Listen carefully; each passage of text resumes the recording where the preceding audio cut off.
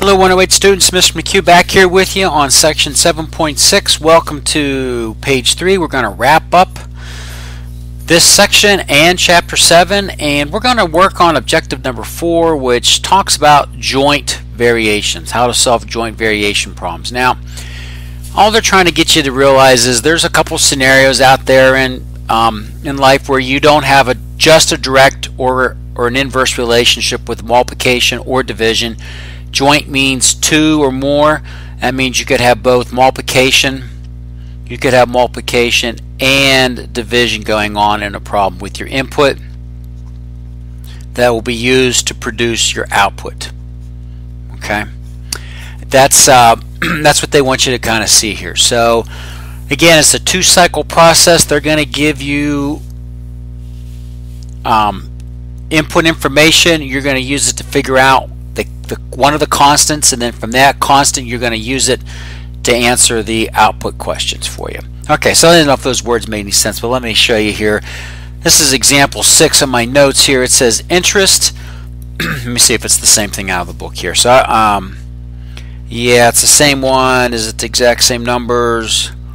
The answer is yes. Okay, so we're on the exact same problem. We're on page 411 here, and interest, I, stands for the interest that you earn. And think of going to a bank and getting a certificate of deposit, aka CD.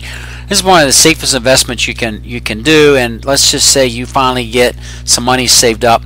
Simple interest does not take into compounding. It's hardly used anymore, but if you're going to use that equation, what you have going here is the amount of money that you earn. Think of this as the output, is based on how much you invest into the CD, the principal, $100, $1,000, the rate that the bank will pay you, 6%, 9%, 0.025%, and how much time you're going to leave it in there. Okay, now, rate is percent, but we convert it to decimal when you put it in the problems. Time has to be in years.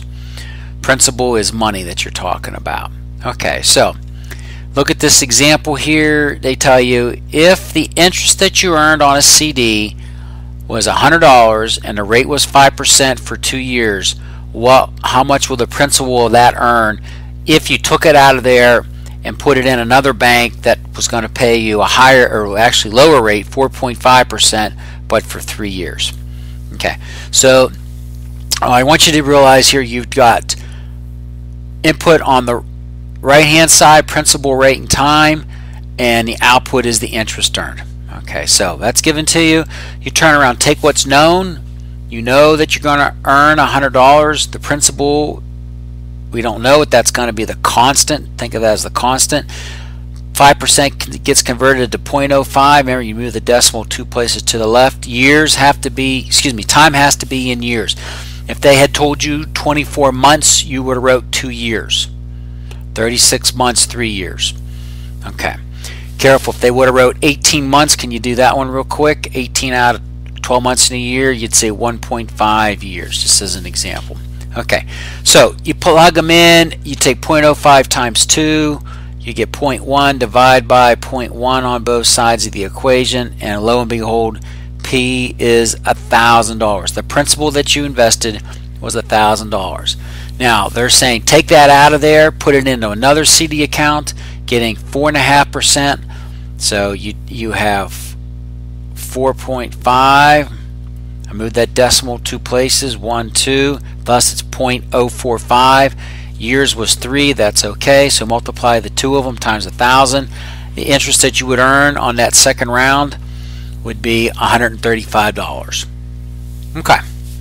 So there's an example of, let's say you started a CD and you forgot how much interest that you had on it. You could calculate it out, and then you would know that principal was $1,000. You could go to the other bank and figure out how much interest you would earn. Okay, so the joint idea is multiplication on both of these this time.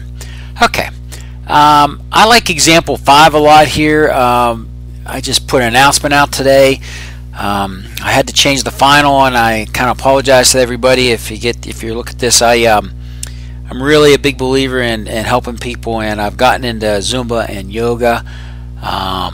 kind of reignited my passion with it, so I'm going to go ahead and take a level 1 instructor yoga course to be trained in it so I can help students with it. I think yoga's got a lot of good benefits.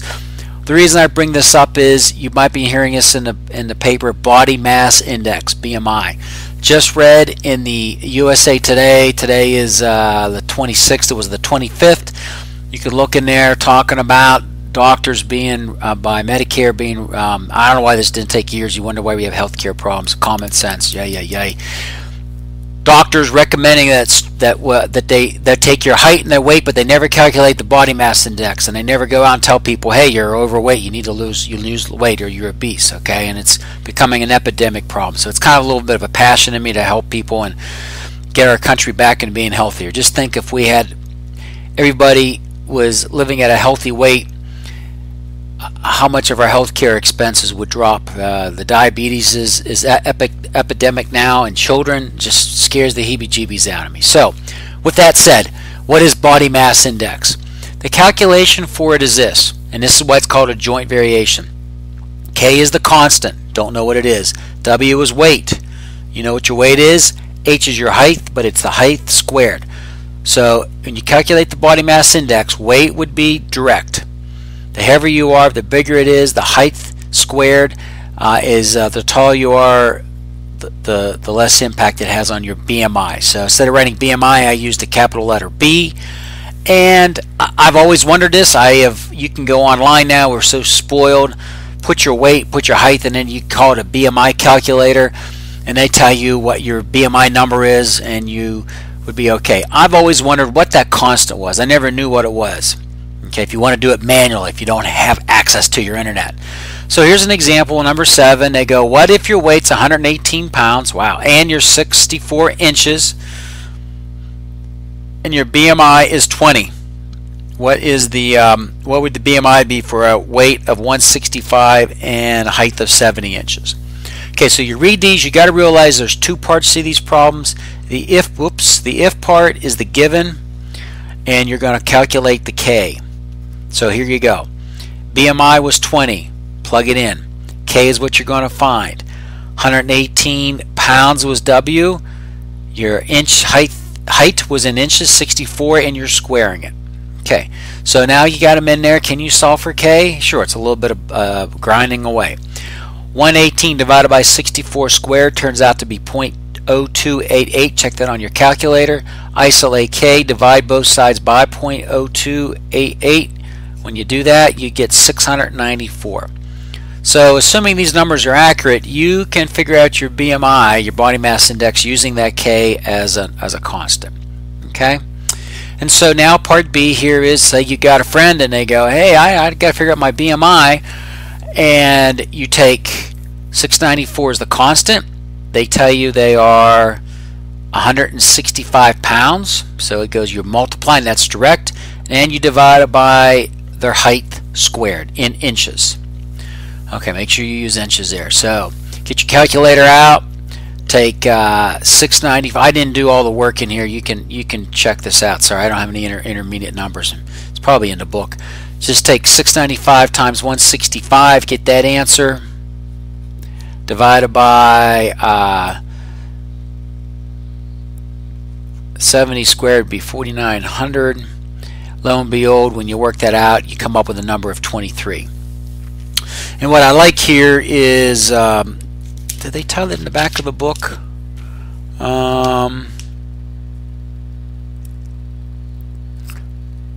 got this somewhere. Oh yeah, it's in there. The BMI.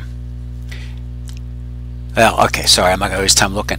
If your BMI, body mass index, is between 19 and 25, you're considered good. I just read in the paper at USA Today about obesity. If it's greater than 30, you've got to be worried about it. Okay, so I just caution everybody. I had a friend. He's a Pittsburgh Steelers fan. I had him for 3 classes. His name was Dan. Very impressed. He started going on a weight loss program and exercise, and he dropped his body mass index down a whole lot, so he's a lot healthier for it. Okay, so that's the idea. You get the joint idea. Sometimes it's all multiplication, sometimes it's multiplication and division. Take the given information, find a constant, take that constant, take it back into the second round of the what if, calculate, plug in, chug away, and you'll get your answer. Okay, Mr. McHugh, I'm going to sign off here. We are wrapping up 7.6. Kudos to all your work here. And Chapter 7 is in the book, so when I see you, we will be starting Chapter 8, 8.1, and we're going to work with radicals. Okay, we got a lot of work to do in Chapter 8. Okay, take care. I will see you then. Bye.